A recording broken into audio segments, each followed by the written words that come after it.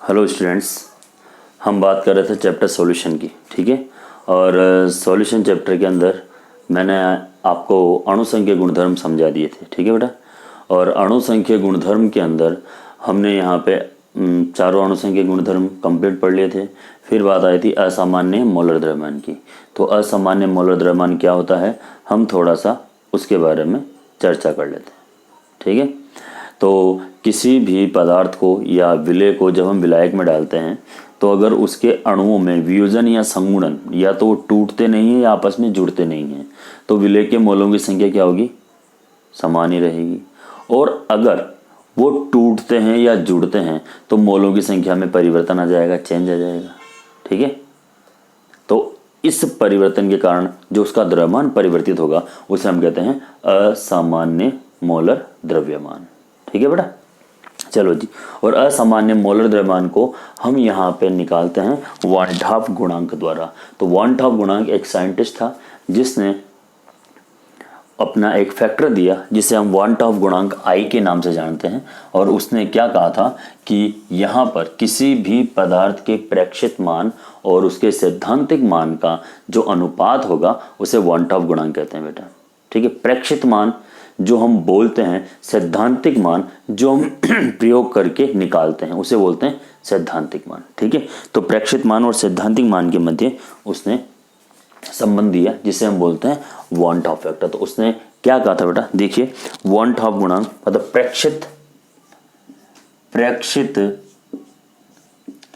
अणु संख्य गुणधर्म बटा सैद्धांतिक या परिकलित अणु संख्य गुणधर्म का जो अनुपात है, प्रेक्षित और सैद्धांतिक दोनों का जो अनुपात होता है उसे हम बोलते हैं वॉन टॉप फैक्टर। तो वॉन टॉप फैक्टर में क्या क्या चीज आ सकती है, क्या क्या हो सकता है वो देखिए।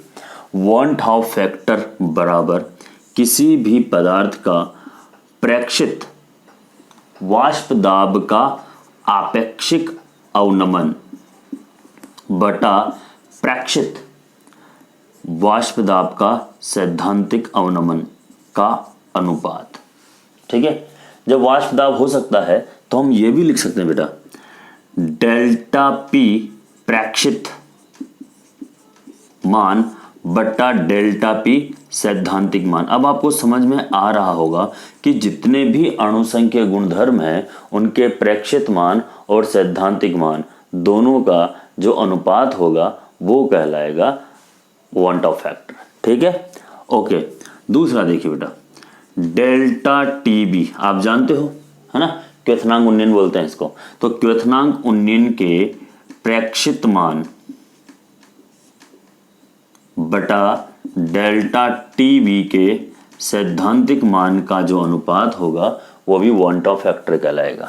ठीक है, इसके बाद आप जानते हो डेल्टा टी एफ प्रेक्षित बटा डेल्टा टी एफ सैद्धांतिक। ठीक है, लेकिन हम मोलर द्रव्यमान की बात करें तो वो उल्टा हो जाएगा। ठीक है, तो पदार्थ का एम बी सैद्धांतिक बटा एम बी प्रेक्षित, ये ध्यान रखना क्योंकि ये अनुपात में आता है, नीचे आता है। इस कारण से जब हम यहाँ पे वैल्यू पुटअप करेंगे तो इस आधार पर हम यहाँ पे मान रखेंगे। ठीक है, ओके बेटा, ये सारे के सारे मान हैं अणुसंख्य गुणधर्म के, जो प्रेक्षित मान और सैद्धांतिक मान दोनों का अनुपात कहलाता है वॉन टॉप गुणांक। ठीक है भाई, अब वॉन टॉप गुणांक ने एक और बात की थी, उसने वॉन टॉप गुणांक और विलय के आयनन के मध्य संबंध ज्ञात किया, वो अभी हम यहाँ ज्ञात करेंगे। उसने वॉन टॉप गुणांक आई और संगुणन विलय के अणुओं के संगुणन के मध्य भी संबंध ज्ञात किया जिसको हम यहाँ पे पढ़ने वाले हैं। ठीक है, तो आप इसको थोड़ा सा ध्यान दोगे और इसके बारे में थोड़ी सी यहाँ पे हम बात करेंगे। तो यहाँ पे है मेरे पास, देखिए इसके अलावा कुछ और भी चीजें थी मेरे पास। ठीक है, देखो अगर वॉन टॉप गुणांक का मान 1 है तो ना तो वियोजन होगा ना ही संगुणन होगा। ठीक है, वॉन टॉप गुणांक i इज ग्रेटर देन 1, अगर i का मान 1 से ज्यादा है तो उसमें विलयन का आयनन होगा। हम यहाँ आयनन भी लिख सकते हैं और वियोजन भी लिख सकते हैं। अगर i इज लेस देन 1, अगर वॉन टॉप गुणांक का मान 1 से कम है तो यहाँ पे संगुणन होता है ना। यहाँ पे विलेय के अणुओं का संगुणन होता है, मतलब अणु गुथते हैं, मतलब 4 अणु थे, गुथ गए तो 2 रह गए। ठीक है, आ रही बात समझ। जैसे मैं दिखाता हूँ, आपने 1 मोल NaCl को जल में डाला तो 1 मोल NaCl का वियोजन हुआ तो 1 मोल सोडियम बन गया और 1 मोल क्लोरीन बन गया। तो यहाँ पे अणु संख्या गुणधर्म टूट गए, मतलब 2 हो गए। अब दूसरा देखिए, अगर आपने एसिटिक एसिड के 2 मोल डाले, ठीक है, एसिडिक एसिड के 2 मोल डाले तो एसिडिक एसिड के 2 मोल जो है संगुणित हो जाते हैं H बॉन्ड द्वारा। ठीक है, तो ये संगुणित हो जाएंगे किसके द्वारा बेटा? हाइड्रोजन बंध के द्वारा। और हाइड्रोजन बंध के द्वारा ये संगुणित हो जाएंगे और संगुणित होने पर इसका 1 ही मोल काउंट किया जाएगा। अभी आप ऐसे बहुत सारे न्यूमेरिकल्स देखोगे जहां पे एसिटिक अम्ल का जो मोलर द्रव्यमान है वो 120 लिया जाता है ना। हालांकि होता तो 60 ही है, लेकिन हम 120 लेते हैं। उसका कारण है क्योंकि एसिटिक अम्ल के 2 अणु आपस में गुथ जाते हैं तो उसको 1 के अणु काउंट करते हैं, इस कारण से। तो इस आई के अंदर छोटी छोटी चीजें ध्यान में रखनी पड़ती है क्योंकि इससे बहुत सी बार IIT जी एडवांस इसमें से भी क्वेश्चन पूछ लेते हैं, इस कारण से। ठीक है बेटा, तो आपको ये चीज भी थोड़ी सी समझ में आनी ही चाहिए। वियोजन की मात्रा, संगुणन की मात्रा, ठीक है, ये दोनों की दोनों चीजें। अगर अपन जैसे यूरिया को या कार्बनिक पदार्थ को डालते हैं तो उसमें आई का मान वही फिक्स होता है, वो चेंज नहीं होता। ठीक है बेटा, चलो भाई, अब हम इसके बाद यहाँ पे लिखेंगे वांट ऑफ गुणांक आई वो आयनन की मात्रा अल्फा में संबंध। ठीक है, हमारी हेडिंग है वांट हाफ गुणांक आई व आयनन या वियोजन आयनन की मात्रा अल्फा में संबंध। ठीक है बेटा, ये हमें यहां पे निकालना है। ठीक है, आयनन की मात्रा अल्फा में संबंध। अब देखिए, आयनन का मतलब क्या है? टूटना, अलग होना। तो अणु किस तरह से अलग होंगे? ठीक है, माना कि किसी विलयन में प्रारंभ में हमने यहाँ पे 1 मोल डाला और 1 मोल टूटकर उसने Na मोल बनाया, है ना।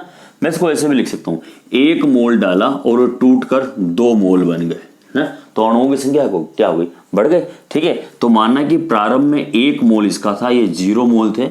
अगर ये अल्फा मोल वियोजित हो गए तो कितने बच गए बेटा? 1 माइनस अल्फा।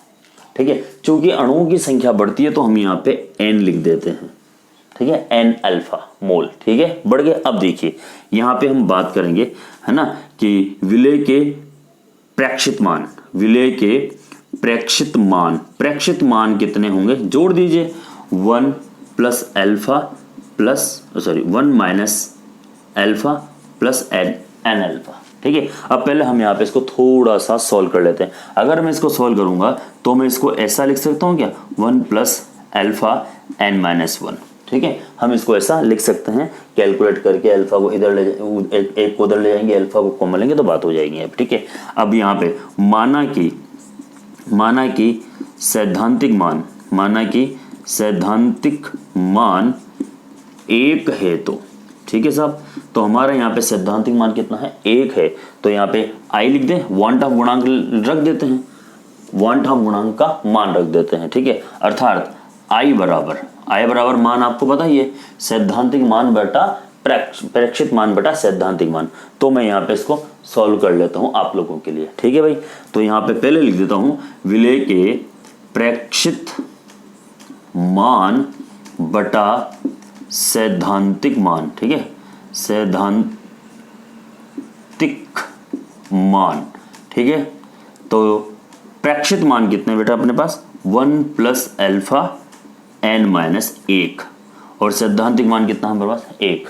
ठीक है, तो यहाँ पे मेरे पास मान आ गया I बराबर 1 प्लस अल्फा n माइनस 1 आ गया भाई हमारे पास। तो मैं इसको ऐसा लिख सकता हूं बेटा, अल्फा n माइनस 1 बराबर I माइनस 1, क्योंकि प्लस वाला उधर जाएगा माइनस में जाएगा। ठीक है, तो अल्फा बराबर मेरे पास दिख रहा है आपको? हाँ ठीक है, अल्फा बराबर जो मेरे पास यहाँ पे मान आएगा वो क्या आएगा? I minus 1 n minus alpha.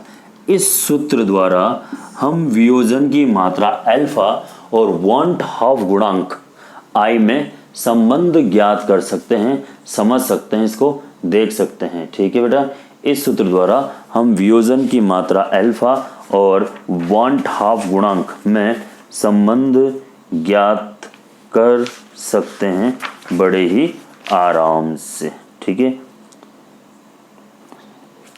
ठीक है बेटा। अब दूसरी चीज है मेरे पास यहाँ पे, सेकंड पार्ट है मेरे पास यहाँ पे, वांट ऑफ गुणांक आई व वियोजन की मात्रा। अब यहाँ पे मैं बात करूंगा वियोजन की, टूटने की। ठीक है, तो वांट ऑफ गुणांक आई व संगुणन की मात्रा अल्फा में संबंध है।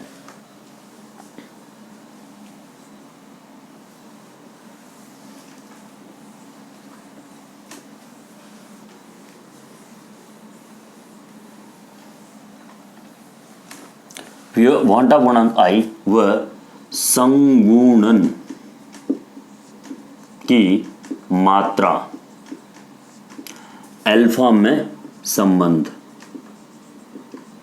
ठीक है बेटा, अब इसमें क्या संबंध निकालना अपने को वो देख लीजिए। मेन में संगुणन होना मतलब गुथना। ठीक है, संगुणन होना मतलब होता है गुथना, जुड़ना। ठीक है, तो माना कि मैंने दो मोल डाले और जुड़कर एक मोल बन गया।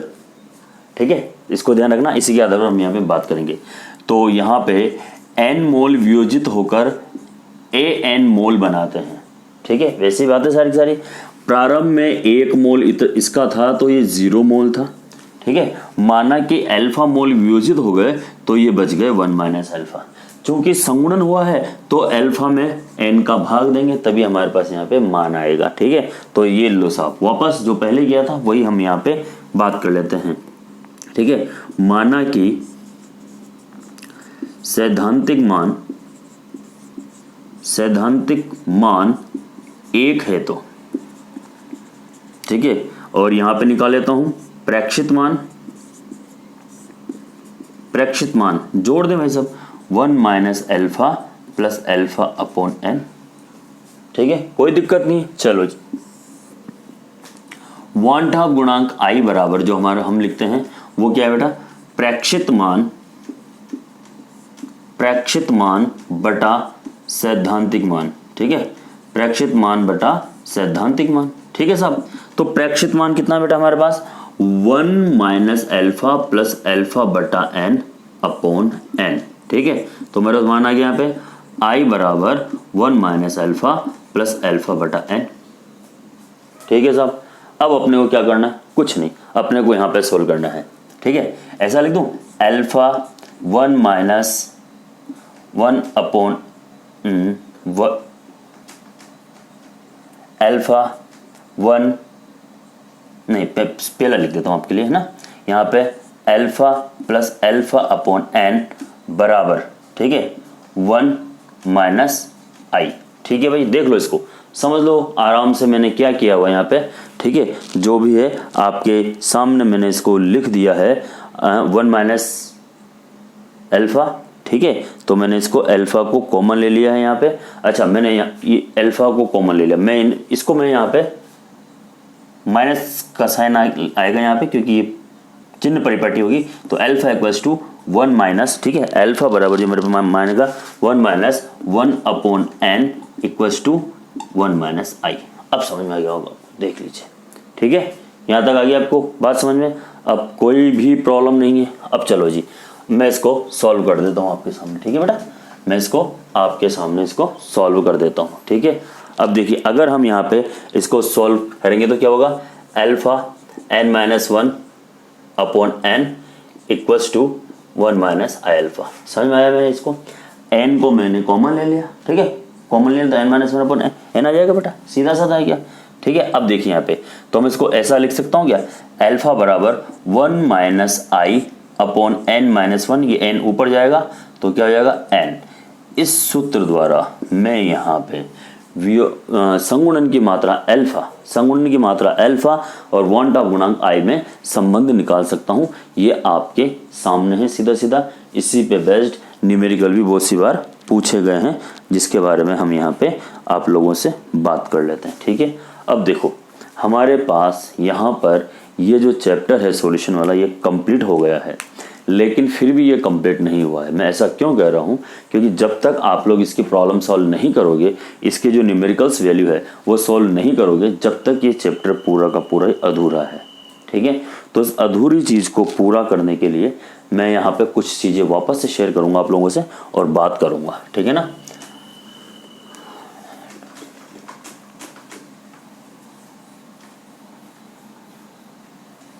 ठीक है, चलो जी, अब मैं यहाँ पे आपको एक दो जो न्यूमेरिकल्स हैं, न्यूमेरिकल वैल्यू है, उसके बारे में बात कर लेता हूँ। जी आपकी एनसीईआरटी किताब की न्यूमेरिकल्स हैं, है ना, उसके बारे में ही मैं यहाँ पे आप लोगों से थोड़ी सी चर्चाएं करने वाला हूँ, बात करने वाला हूँ। ठीक है, और जो भी आपको नहीं आता है, समझ में नहीं आता है, तो उसके बारे में हम यहाँ पे बात कर लेते हैं। पहले ही छोटा सा न्यूमेरिकल है जो आपको प्रैक्टिस के लिए दिया जाता है। ठीक है, वो न्यूमेरिकल क्या है, देखो 500 ग्राम जल में 4 ग्राम NaOH घुला हुआ है। ठीक है, पहला न्यूमेरिकल है 500 ग्राम जल में 4 ग्राम NaOH घुला हुआ है, तो विलयन की सांद्रता क्या होगी। विलयन की सांद्रता पूछिए, सांद्रता। अब देखिए यहां समझना पड़ेगा कि ये ग्राम में है और ये भी ग्राम में है। ठीक है, ग्राम में दिया हुआ है 500 ग्राम जल में, ठीक है, घुला हुआ है, तो इसकी जो सांद्रता है वो क्या होगी। अब यहाँ आपको थोड़ा सा समझना पड़ेगा, भार इकाई के रूप में क्या दिया जाता है हमें, है ना, अपने को यहाँ पे भार की जो इकाई है उसके रूप में क्या दिया जाता है, दोनों ही भार के रूप में है। ठीक है, तो हम यहाँ पे इसको सॉल्व कर लेते हैं भैया। ठीक है, ग्राम और ग्राम में दिया हुआ है, तो यहाँ पे 4/40 इंटू 500 इंटू 1000, 4 से 4 कैंसिल, इससे ये कैंसिल, 1.5.2 m। समझ में आई बात। मैंने देखो डायरेक्ट फॉर्मूला लगा, मैंने आपको सिखाया दोनों ग्राम है, तो ये मोललता है, मोललता का फॉर्मूला आपको यहाँ पे लगाना पड़ेगा। ठीक है, आपने यहाँ पे लगाया। ठीक है, ml में देखो इसको थोड़ा सा चेंज कर देना, 500 ग्राम ही 500 ml है ना, अब आपका ठीक हो जाएगा, है ना। यहाँ पे हम ml में है, ये थोड़ा सा मिसप्रिंटिंग है, तो इसको सॉल्व कर लेना, आप लोग देख लेना। चलो जी, ओके। अब यहाँ दिया हुआ शुद्ध जल की मोलरता कितनी होगी, कोई भी बता सकता है इसको, शुद्ध जल की मोलरता कितनी होगी। ठीक है, शुद्ध जल हम लेते हैं 1 लीटर। ठीक है, तो मोलों की संख्या भार बटा अणुभार। ठीक है, तो यहाँ पे देखिए 1000 ग्राम ले लें। ठीक है, और अणुभार 18, सॉल्व करो, 55.34 4 या 5 के आसपास आंसर आएगा इसका। ठीक है, तो ये 55.5 आपको ऑप्शन में दिया हुआ है। ठीक है, अब देखो यहाँ पे एक और क्वेश्चन दिया हुआ है, ध्यान देना थोड़ा सा।